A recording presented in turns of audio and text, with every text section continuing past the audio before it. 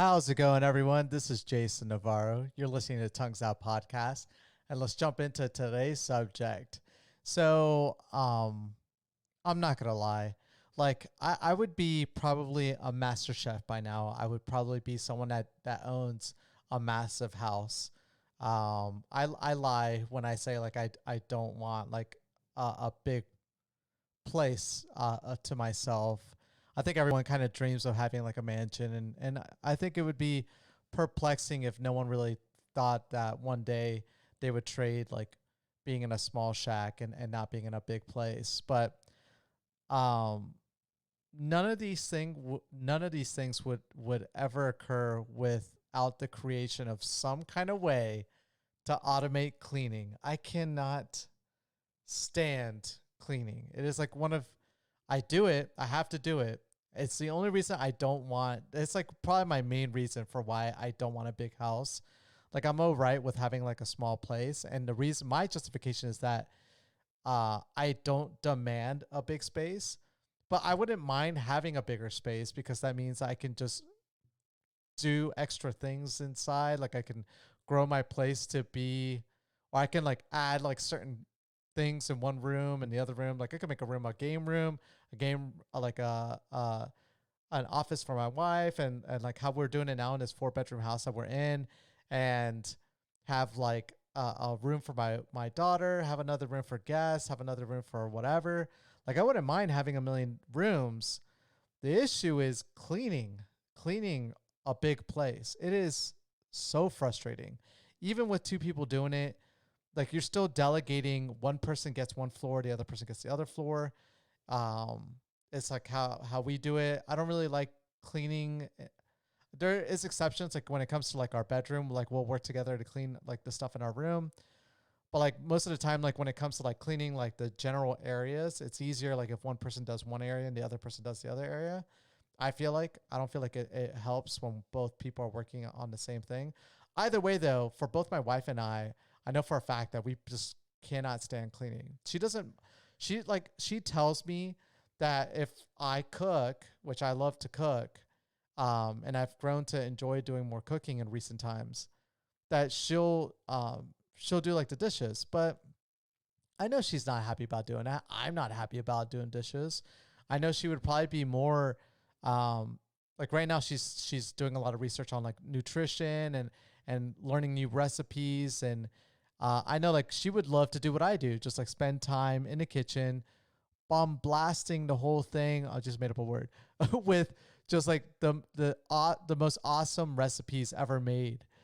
But the thing is like obviously the more complex a dish is, that means there's probably that much more stuff that you just have to take care of after the fact. And I've had a few friends in my life that don't mind doing all of that. Like they don't mind cleaning and then cleaning or cooking and then cleaning up after the fact. But they're like a dime and a dozen. I'm talking about for both men and women. It's like very rare to find someone that appreciates doing both aspects. Like I can see in their eyes that it's therapeutic to clean after the fact. For me, it's not. I cannot stand it. Like dust, I cannot stand dust. Living in the desert, the place becomes even more dust, like full of dust because you get like the sand particles that make it into your house. So dust is like a major component. I watched a video from one of my favorite YouTube channels called Veritasium. Actually, the most recent one was on dust, like what makes up dust. And a good portion of it is dead skin cells, but it's also made up of a lot of other stuff as well that just gets thrown into the mix. And then that's what you see when you're cleaning up and dusting everywhere. And I cannot stand dust. It is like one of I that and hair. Like if you live in a house full of women, then you probably know what I'm talking about. And even us guys, we shed a hair as well.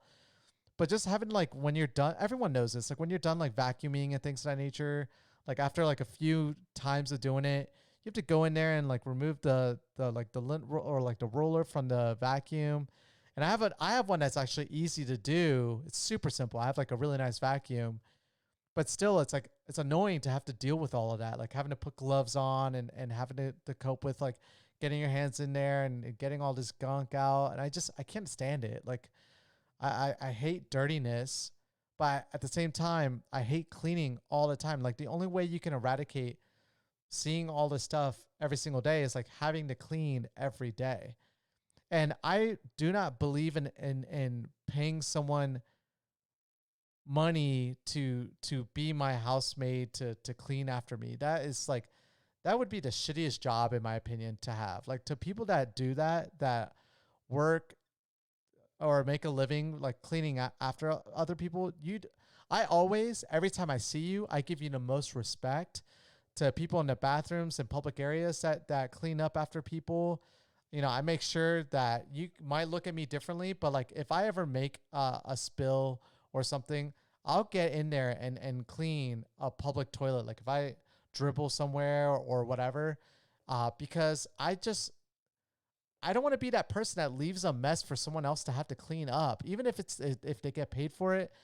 And even if you want to make the argument that they get paid more than the average person, which they don't, it just sucks seeing I've talked to a lot of these people as well. Like I'll get into conversations with them, and especially when I see someone that like literally leaves a mess after themselves, and I see someone having to come in and clean up, and I like tell them like, you know, it sucks that you have to go through that, and I'll try to like help them, but most of the time, like 7 out of 10 times, most of these people do not want me to help them out. Um, because of the fact that, you know, it's their job to kind of be highly customer service based and make sure they don't want to, I feel like they get like the impression that I would leave like a negative review if, or I don't know what goes through people's minds, but most of the time they're hesitant about allowing someone to help them out. And when I tell them, I'm like, that sucks. Like, you know, you already have enough to deal with every single day, having to come in and having to do just general cleaning, period, that to have to clean up an extra mess because someone is a piece of shit. And that's what you are. If you're one of those people, you're a piece of shit. Like if you're the type of person that, you know, dries up their hands and tries to make a awesome like swish into a trash can and leaves the paper towel on the ground and has someone else clean up after you, or if you piss with the toilet seat up or down and you piss all over the toilet seat and you don't wipe it down, or you purposely aim, like I've seen it all. I've heard all the different stories. I've seen, you know, people leave all the shit trash everywhere.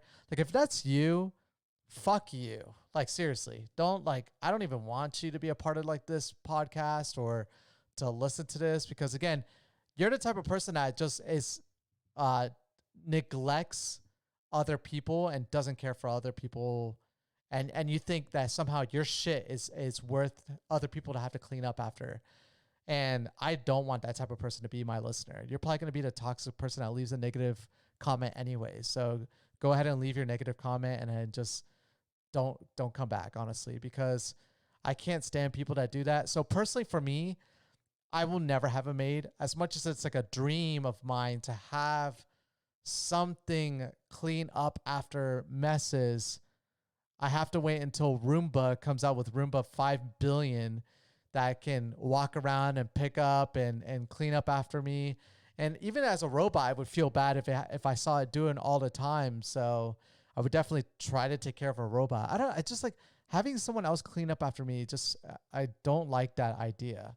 And, because I don't like cleaning up after people. I don't like people cleaning up after me. And so I tend to be a very disorganized person. Like what you see here in this vicinity right now looks organized, but like if I had this camera look everywhere else, it is hectic. But it's my hectic. It's my mess. I organize it at my own time. But I try to go like in other areas where I like will use things. I'll try my best to kind of keep it clean as best as I can. But I'm not even perfect at that either. Sometimes I'm busy. I have to do things. I'll leave stuff in the sink. And luckily my wife is great at like, you know, cleaning up sometimes. But I don't even expect her to do that. Like when I get free time, I'll go back and clean, but she's just that type of person that likes to clean up sometimes. But I, you know, in return, I want to make sure that I'm the person that's cooking and doing all of that. I just hate cleaning up. And so, yes, would I love to have a big house? Would I love to have a room for every single friend of mine to come and stay and crash with me when the pandemic is over? Of course. Would I love to be Gordon Ramsay and turn my kitchen into the Hell's Kitchen and cook whatever I want? Of course. But I'm not going to, because I know with both things, it requires more cleaning. And I'm not going to put out my wife to do that. I'm not going to expect myself to do it, because we already waste enough time of our day sleeping, which is a good 6 to 8 hours a day. That's a third of your day already gone to just sleeping. And I understand like the benefits of sleeping and everything of that nature. It's like, it's great for you, for your health and everything. You need sleep. But if scientists could figure out a way to like cut our sleep time in half and still maintain that same level of health benefits, oh my God, sign me up. Like that would give me extra time to do whatever I want to do in that time. But like spending my time doing something I don't enjoy is not what I like to do. So like you could judge me all day long about like, watching YouTube, learning and watching funny videos, watching movies, playing video games, doing my podcast, doing my work. But those are all things that I enjoy. Those are things that like I want to spend my time doing. Spending time with my daughter, spending time with my wife. Cleaning is not a thing I enjoy. I do not enjoy it whatsoever. And so like spending time having to do it is always frustrating. To those and my friends that I've tried to like be like, hey dude, like try to change your mindset around it. I've tried. Trust me, I've tried many times. I tried putting on music. I've tried like cleaning up after every instance of like after using something. I don't like the structure. I'm not a big fan of structure most of the time, and developing a structure around something I don't enjoy is just, I just can't grasp it. And then like trying to distract myself with like audio things, it sometimes works. Like if I'm like getting, like if I want to go and clean, I'll throw something on and then listen to it while I'm cleaning. But I can't just like be like, oh, every single day, throw on a podcast or throw on some music or throw on a YouTube video, getting clean, clean, clean, clean. No, I'm not going to do that. It just helps distract me from the things I hate when I do it like once every week or so. But yeah, it's a shitty part of life, to be honest. Even when when you're a kid and you realize like your parents, what they did for you to maintain and clean up after you for so long, and finally they tied what you wanted to making sure you got chores done. That's from the moment that you started to hate the idea of doing things, because you feel like you would rather do something else, but you realize that in the scope of doing those things, that this is kind of preparing you for as you got older. Like you're not going to have your parents there to clean up after you immature kid. Like this is, you're not going to view people as like people that are just going to take care of everything in front of you. So I'm glad that I wasn't raised that way, and I was told to do chores and things of that nature when I was a kid. Honestly, my family didn't have to do that, but especially with my mom is a clean fanatic, and she loves doing all this stuff. I don't know how I didn't get that from her. I don't think my brother got that from her, but my brother is definitely more, I don't know, like he lives such a simple life. I enjoy my brother. He really just has a structure to every single day, and it's, he doesn't add a lot of things into his life. I feel like the more things I add into my life, the more cleaning I have to do. And so, yes, I want a small house that I can just clean in an hour, the whole house in an hour, just boom, boom, boom, boom, boom, clean up. I want to have every electronic device that I could purchase that does all the self-cleaning and sanitation and anything that makes my job a lot easier when it comes to cleaning. Non-stick pots, non-stick silverware. I mean, hit me with it. I don't even know why. There's technology right now where you can spray it's not even chemical. It's like they've been able to take a oily substance. I don't know what it is specifically. Don't quote me on this, but there's a plant that is able to produce like a water resistant film naturally. It's what it does. And people have been able to kind of synthesize that compound and apply it to things. So that's when you see like those YouTube videos where people apply this stuff on like clothes and stuff, and you could go into water, they apply it to like their skin, and you could apply it to like wherever, and essentially, um, like the water just like comes right off. And so my idea is that like, why can't you put that on silverware and plates? I don't know if it's because it's slippery and it's a liability, I guess, if you apply those things, but it doesn't look like it when I see YouTube videos of people putting these things on. Um, by the way, I wanted to wear these during the podcast. My mom actually got me some blue light glasses, which was adorable for her to do that for me. I could have got them myself, but they don't look great on the podcast. So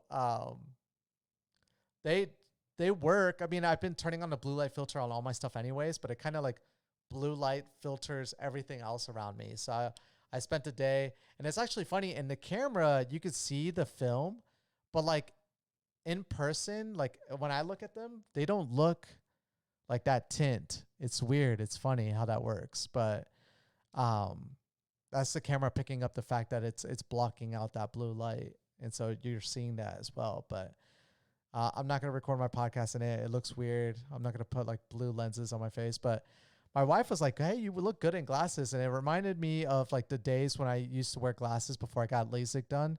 I need to do a podcast on that experience, by the way. I had LASIK done 6 years ago, 7 years ago. Man, that was an insane experience. Probably one of the, I don't even know how to describe that. Probably, yeah, like one of the most interesting things that ever happened in my life. The way the procedure works and everything. If you talk to people that, and I went to like one of the best doctors in Florida. I got like a really great deal because, um, my like a second father to me, him and his entire family got LASIK done. And so the doctor that they went through, pretty much gave me a super great deal, which was still expensive, but it was a great discount for that doctor because I have like a lifetime warranty on my eyes now. And I had like 2100 vision. So the higher the second number is, the worse your vision is when it comes to far distance. And so what that meant was that I had to be 20, I think the way it works is like I had to be 20 feet away from something that a person 100 feet away could still see. So, but I improved my vision after the LASIK. They improved it not to 2020, but 2015, which means that at 15 feet, I can see what people see, right? At 20.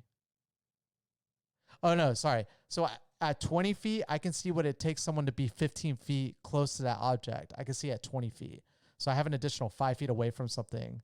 So I have a good vision after the LASIK procedure. But I don't even know where I was going with that, actually. I just brain farted on talking about that. That is so fun. That's the first time I've brain farted on my podcast. Anyways, the whole so I'm not gonna wear it. Oh, that's what it was. So like this reminded me of wearing glasses before I had LASIK done. But outside of that, we'll talk about that another time. That experience was insane. And yeah, today I was thinking because it's about to come that part of the week where I'm gonna have to clean up, do like a thorough cleaning of the whole house, and I'm not looking forward to it. And I also dread the fact that Roomba or some Japanese or American company hasn't created a robot yet that I would honestly, I'm not lying when I say this, I would easily spend, like if this robot had a good warranty, like if it had like a 10-year warranty and that warranty included like a technician to come and repair the robot if anything ever happened to it, I would spend up to 15, maybe up to $20,000 for a robot that could clean my house, be a person pretty much, and clean up everything. Oh, easy. I like if I had a warranty, like a great warranty on that robot, I would figure out a way to finance it. Honestly, I would, if I could finance it like a car, give me that $250 a month payment or $300 a month payment, and let me, please, I would pay $300 a month for 5 years. I would finance that sucker to have a robot that cleaned up after me and cleaned the house. Oh, the dream.